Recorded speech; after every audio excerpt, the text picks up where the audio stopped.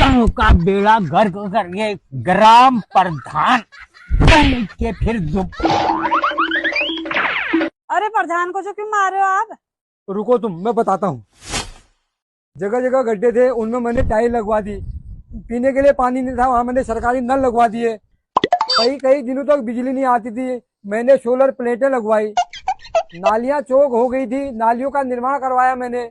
इतना काम किया प्रधान ने, फिर भी तुम उसको मार रहे हो। इसने ये सारे काम अपने घर में करवाए।